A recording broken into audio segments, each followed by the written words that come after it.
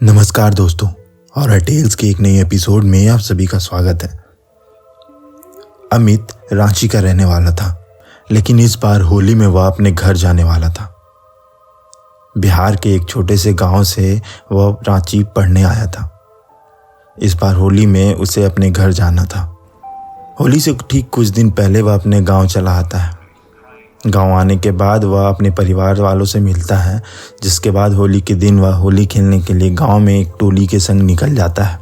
गांव में अभी भी होली उसी पुराने रीति रिवाजों के साथ मनाई जाती है। लोग टोलियां बनाकर निकलते हैं और पूरे गांव में होली खेली जाती है। उन्हीं में से एक टोली में अमित भी था। अमित जब होली खेलने के लिए एक दूसरे गांव में गया हुआ था, उस समय वहां लोग एक दूसरे के साथ रंग लगा रहे थे। अमित थक कर साइड में खड़ा था। तभी अमित को साइड में खड़ी एक लड़की दिखी। उसने उससे पूछा तो उस लड़की ने अमित को कोई भी जवाब नहीं दिया, जिसके बाद अमित ने उससे और कुछ नहीं पूछा। लेकिन वह लड़की अमित को देखकर मुस्कुराए जा रही थी। अमित को कुछ समझ नहीं आया। अमित अपनी जगह से उठा, उसे रंग लगाकर वापस अपनी टोली की ओर जाने लगा। तभी उस लड़की ने उसे इशारे किए। वह वहीं रुक गया।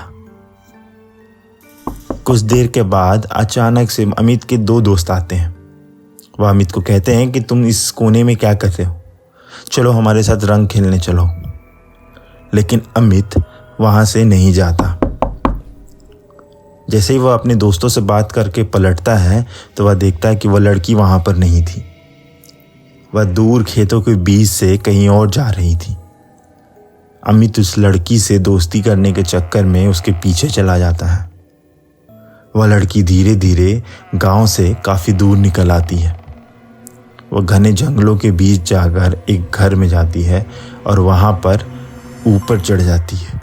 वह घर जला हुआ था। टूटा फूटा सा एक पुराना मकान था जो गांव के ठीक बाहर जंगलों में स्थित था। अमित उस लड़की के पीछे पता नहीं मंत्र मुग्ध होकर चला जा रहा था। जब वह उसके पास उस घर में पहुंचता है तो वह उस लड़की से पूछता है कि आप मुझे कैसे जानती हो। वो लड़की कुछ नहीं कहती, बस प्यारी सी स्माइल देती रहती है। फिर अमित उस लड़की के पास जाने की कोशिश करता है। वह लड़की मना करती है।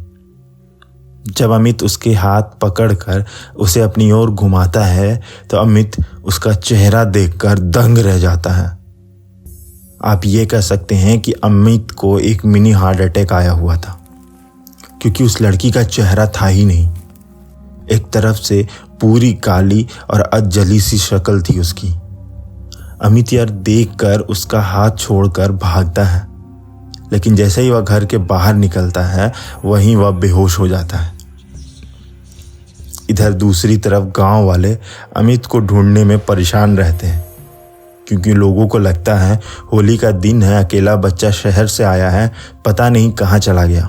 लेकिन अमित के दोस्तों से पता चलता है कि वह इस कोने में खड़ा था, जिसके बाद वह शायद खेतों के बीच से बाहर चला गया हो। गांव के लोग खोजते ढूंढते हुए कई घंटों बाद अमित तक पहुंचते हैं। अमित को उस घर के बाहर बेहोश पड़ा देखते हैं। पता नहीं कैसे, लेकिन अमित को कुछ हुआ नहीं था, वह बस बेहोश था। गांव वाले उसे उठाकर उसी हालत में वापस घर ले आते हैं।